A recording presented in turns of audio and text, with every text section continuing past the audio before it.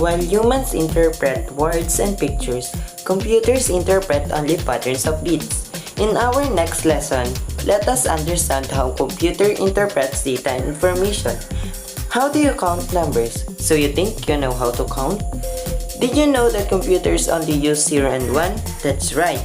Everything that you see or hear on a computer, such as pictures, movies, words, or even sounds, is stored using just those two numbers. So now, let's learn more. Information is represented and stored in a digital binary format within a computer. The term bit is an abbreviation of binary digit and represents the smallest piece of data. A bit can have only two possible values, a 1 digit or a 0 digit. A bit can be used to represent the state of something that has two states. So now on, we will convert decimal to binary digit. Always write the divide, quotient, and remainder so you don't get confused. It was very easy to do this. All you have to do first is just divide the decimal number by 2. Example, 30. 30 divided by 2. And the answer of 30 divided by 2 is 15. And what you get the answer, you will put it in the quotient. And if it has a remainder, put it on there. So, next, divide the obtained quotient by 2 again and get the remainder again. So 15 divided by 2.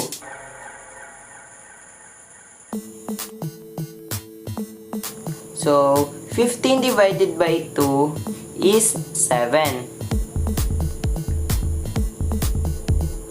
And as you can see that 15, the last number 15 is 5. And 5 is an odd number. So specifically that everything that's an odd number on its last number has a remainder 1. So just do it again and again until the result of the quotient becomes 0. Like this, 7 divided 2 is equals 3. And 7 is an odd number. So in the column of remainder, you will put 1. So next, 3 divided by 2. And 3 again is an odd number. So 3 divided by 2 is 1. And you will put 1 again in the column of remainder. So 1 divided by 2. 1 divided by 2 is equals to 0. And 1. Put 1 again in the remainder. So next, as you can see that the quotient is end in the 0.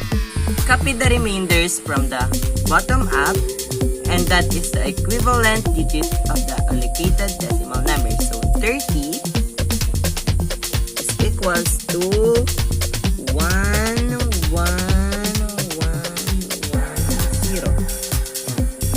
To perform of checking, list only the obtained binary digits. Write 1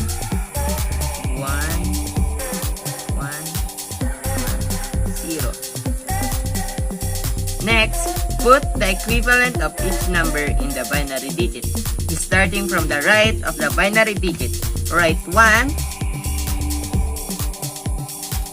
and double it to the next binary digit. So what you write is 2.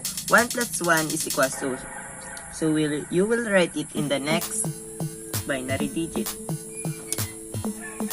Next, double it again to the third. So what you will get is 4. Because 2 plus 2 is equals to 4.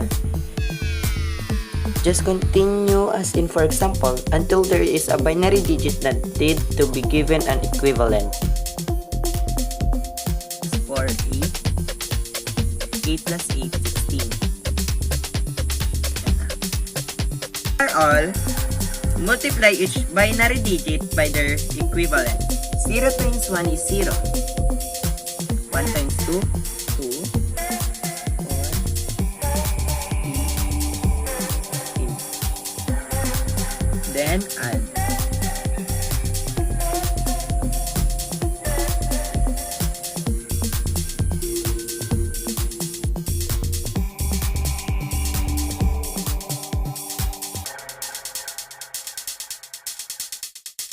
When the result is the same as the decimal number that a binary digit comes from the conversation is correct. As you can see that we get back the binary to decimal.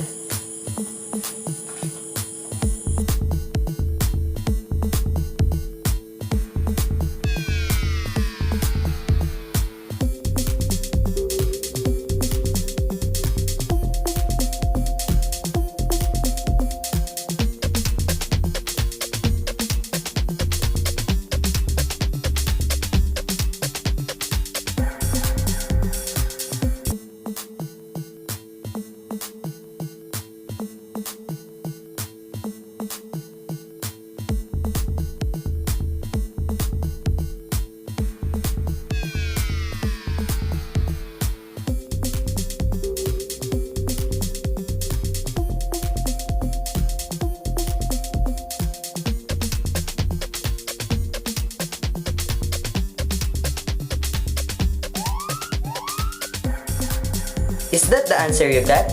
If it is right, then that's great. I hope we learned a lot thing today. And that's all. Bye!